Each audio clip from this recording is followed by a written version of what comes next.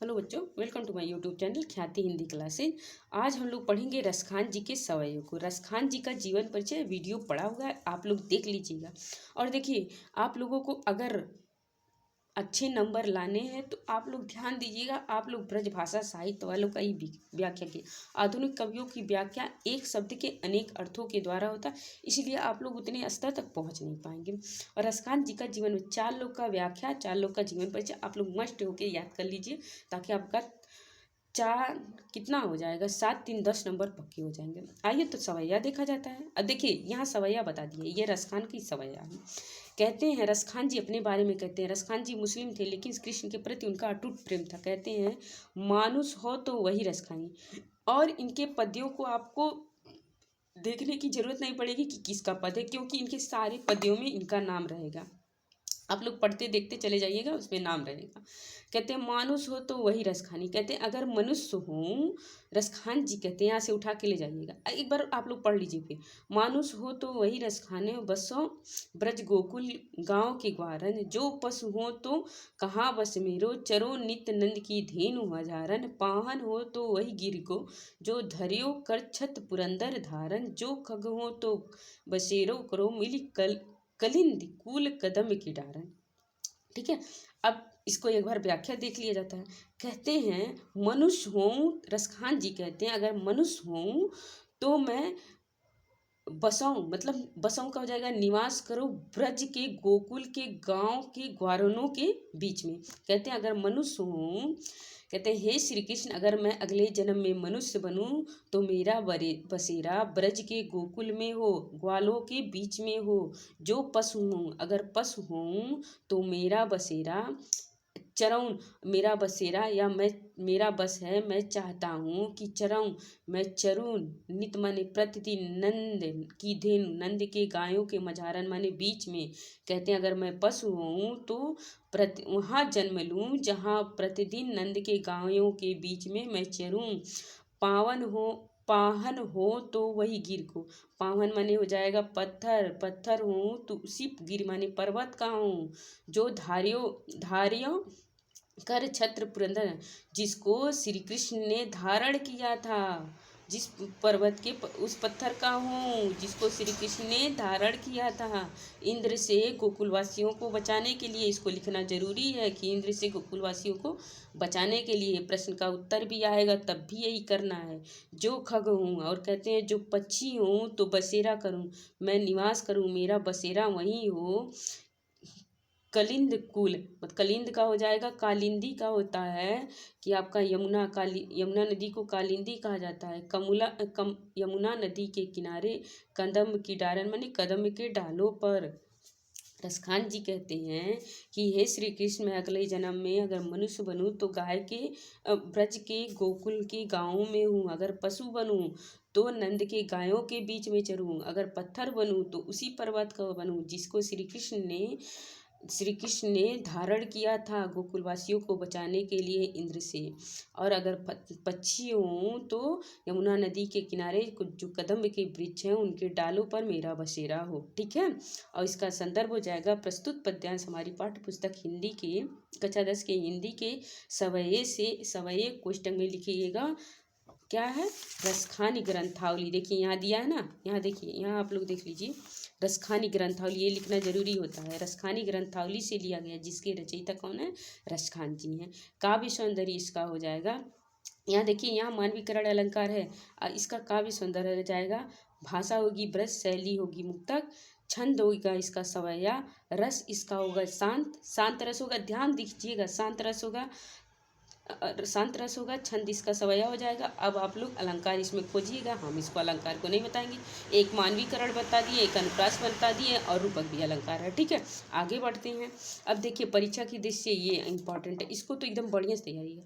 धूरी भरे अतिशोभित श्यामजू, तैसी बनी सिर सुंदर चोटी, खेलत खात फिरे अंगना, पग पैजन बाजत पीर कचोटी, वा छवि को रसखान बिलोकत, वारत काम कला निज कोटी, काग के भाग बड़े सजनी हरि, हाथ सो ले गए माखन रोटी। अब धूरी भरे का हो जाएगा धूल में सने हुए, अति माने बहुत, शोभित श्याम जो माने श्री कृष्ण शोभित माने सुशोभित हो रहे हैं, तैसी माने उसी प्रकार बनी है सिर पर सुंदर चोटी। खेलत खात खेलते खाते फिरे अंगना, आंगन में घूमते हैं। पग पैजनी उनके पैरों में पायल बजती है, पग पैजनी बाजत उनके पैरों में पायल बजती है। पीर कचोटी, कचोटी माने कमर में पहनने वाला कपड़ा, पीर माने पीला, पीले रंग का कछोटी पहनते हैं।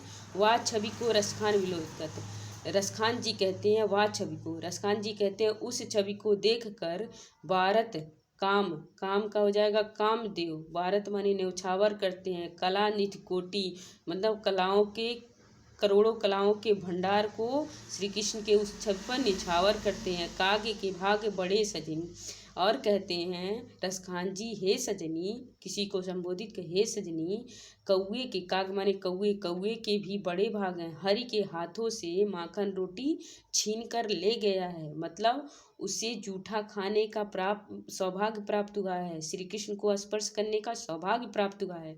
दोनों आप लोग लिखेंगे, एक बार व्याख्या और सुन लीजिए। रसखान जी कहते हैं धूल में सने हुए श्री कृष्ण बहुत सुंदर लगते हैं, उसी प्रकार उनके सिर पर सुंदर चोटी भी है। खेलते खाते जब वो आंगन में घूमते हैं, उनके पैरों में पायल बजती है, कमर में पीले रंग की कछोटी है।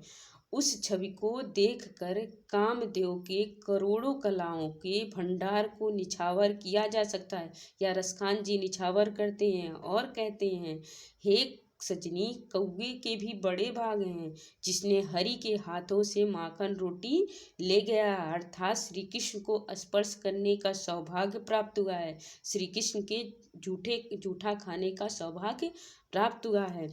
और देखिए एक और इम्पॉर्टेंट है, इसको भी इसी में देख लिया जा रहा है।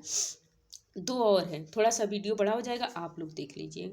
कहते हैं कान भये बस बांसुरी के, अब कौन सखी हमको चैयो, निसदौस रहे संग साथी लगी, यह सौतन तापिन क्यों सहयो, जिन मोह लिए मनमोहन को रसखानी सदा हमको दयो, मिल आओ सवे सखी भाग चले, अब तो ब्रज में बांसुरी रहो। इसको पढ़ने के बाद से आप लोग को अर्थ स्पष्ट हो जाएगा। अब देखिए ये जो था इसमें भी श्रृंगार, इसमें शांत रस ही था, लेकिन इसमें क्या हो जाएगा आपका श्रृंगार रस हो जाएगा। रस क्या हो जाएगा, यहाँ रस बदलेगा, श्रृंगार रस होगा। तो कहती हैं ये राधिका जी कहती हैं, रसखान जी कहते हैं राधिका सखी, सखियाँ से, सखी अपने सखियों से कहती हैं कान्हा भय बांसुरी के, श्री कृष्ण तो बांसुरी के हो गए हैं, अब कौन सखी हमको, अब हमको कौन चाहेगा, निस दौस माने रात दिन, निस माने रात, दौस माने दिन, रात दिन संग साथ लगी, रात दिन साथ लगाए रहते हैं। यह सौतिन तापन क्यों के सही हो, यह सौतन के समान ताप दे रही है, हमको जला रही है, क्यों सही हो माने क्यों सहूँ मैं। जिन मोह लियो मनमोहन को, उसने तो मनमोहन को मतलब श्री कृष्ण को मोह लिया है, सदा हमको रसखानी सदा हमको दे, हमको यह प्रतिदिन दयो माने कष्ट दे रहा है, इसलिए मिली आओ सबे सखी, इसलिए सखी आओ मिलकर हम सब भाग चले इस ब्रज से, क्योंकि अब ब्रज में बांसुरी ही रहेगी। रस आपका यहाँ बदलेगा, श्रृंगार रस, शेष वही काव्य सौंदर्य होगा। प्रश्न कोई भी बनेगा आप लोग आराम से करिएगा, व्याख्या समझ लीजिए। कहते हैं अगले वीडियो में हम इस पे आधारित प्रश्न भी लाएंगे कि क्या क्या हो सकते हैं।